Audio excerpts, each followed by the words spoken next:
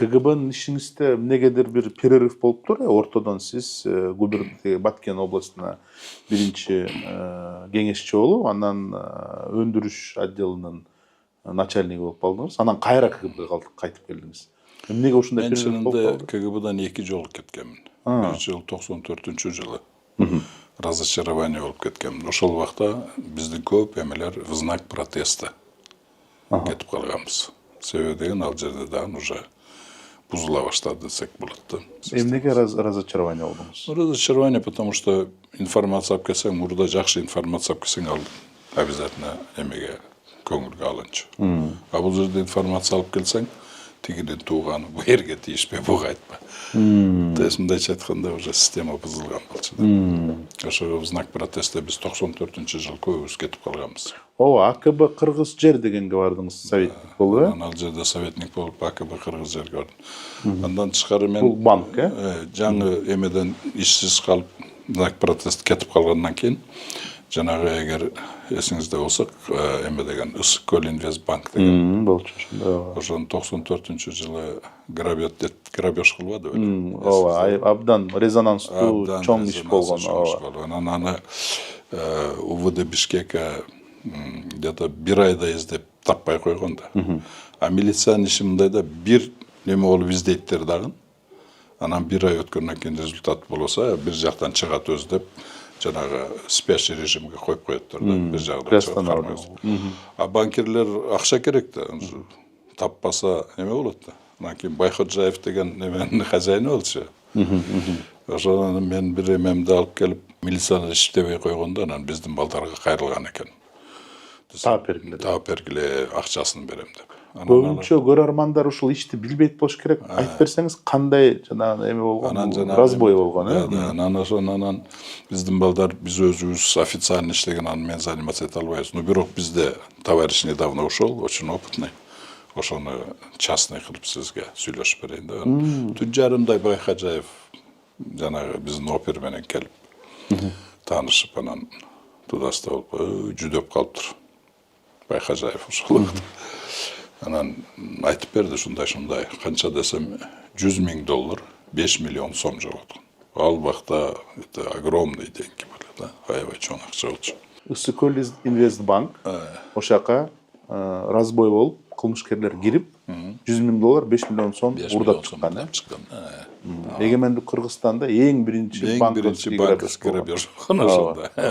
Аны не деген грабеж века деп койгон. Грабеж века. Ошол убакта жанагы эмелер жазып чыкпадыбы, дело номер деген гезит болчу. Ошол жерден тиги анан акырында сурасам, УВД ушунча иштеп, мен айттым, целый УВД тапкан нерсе мен кантип табам жалгыз. Мен гарантия бере албайм десем, тапсаң да таппасаң да бир аракет кылып көрчү деди да. Айласы кетти да. Айласы кетти да. Аракет кылып көр, а то эч ким иштебей койду. А мне вот как нужно эме табыш керек. Анан эме болсо, мен сага деп кайтарганыңдын 15%-ын сага берем деген да. 15%. Анан ок деп анан. Хочешь договор заключим десе, анан мен жаштык кылып жок. Ну, сиздин слово банкира мне достаточно. Крепче алмазы, Крепче алмазы деп анан ошого ишенип. Анан иштеп, бир жумада таап келгенмин да. Кантип таптыңыз? Бир жумада Алматыдан таап келгем. Өзүм жалгыз барып, үчөөнүн тең, төртөөнүн тең өзүм кармап келгем. Алматынын полициясы менен кошобу же өзүңүз эле? Мен өзүм жалгыз. Это чистейшая аналитика. Ал жерде мен секретин айтып берсе болот, эмеде мен булар бардыгы милиция кантип иштейт? Булар сразу эле жана оперативный точкаларга чыгат да. Точкаларга чыгып, анан мемелердин арасында издейт туда-сюда.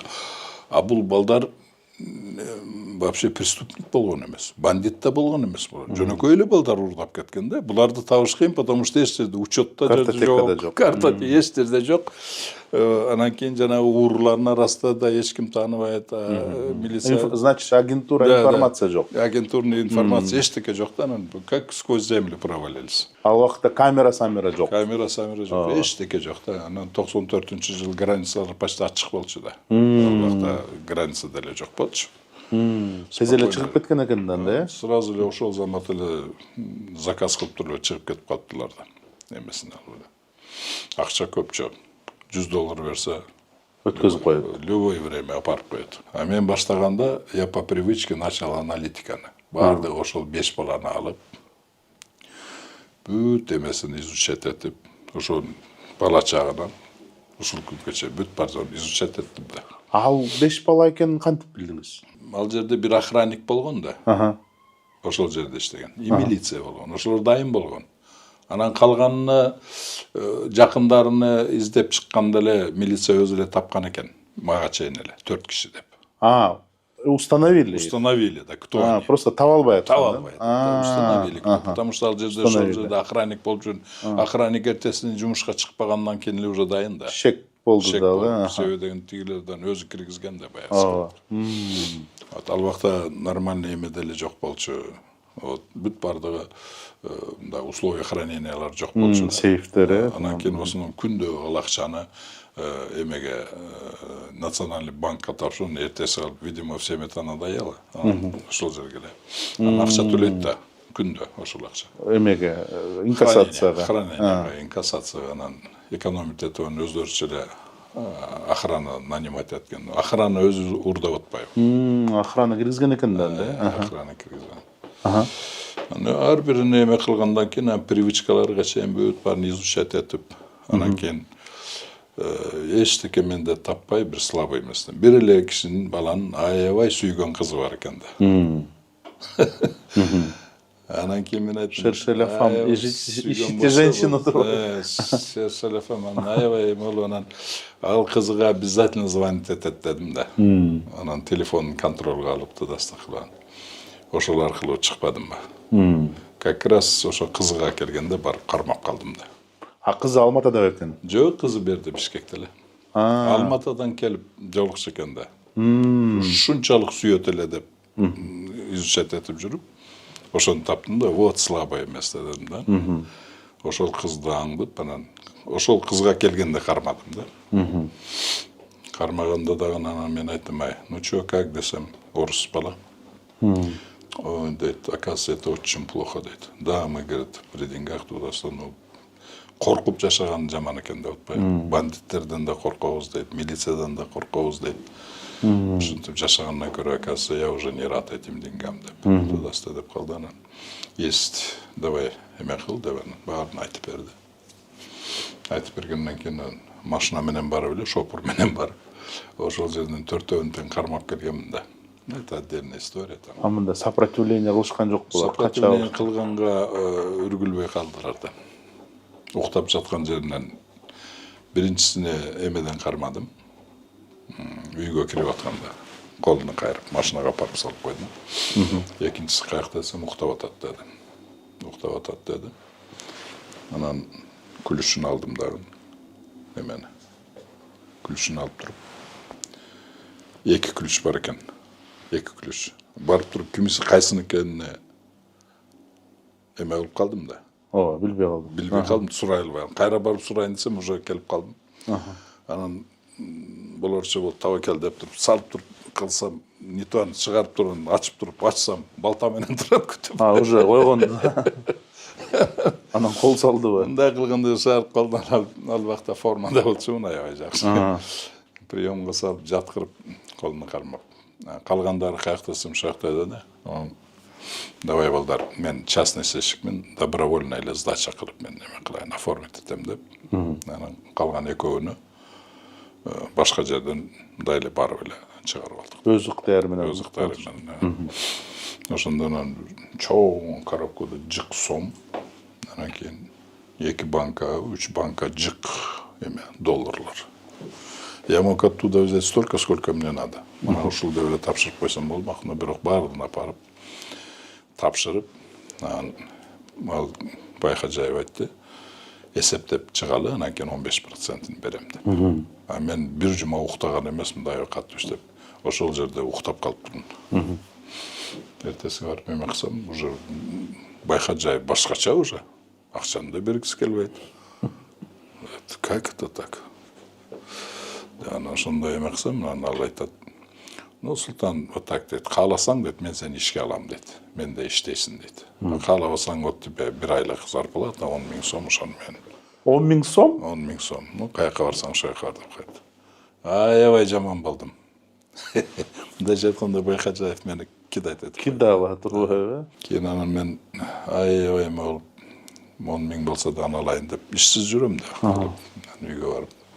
Аябай жаман болдум. Аябай. Ар түрдүү ойго бардым. Кийин мага жана немелер келген экен. Баягы братоктор. ОПГ. ОПГлар. Келип анан Султан, мы такое слышали, он тебя кинул. Ты просто анын карызын бизге өткөрүп бер деди, кагаз менен эле. Анан биз сенин атыңдан барып туруп мы с него вышибем все деньги. Дегенде мен айтам, нет, я вообще никогда не связываюсь с ОПГ.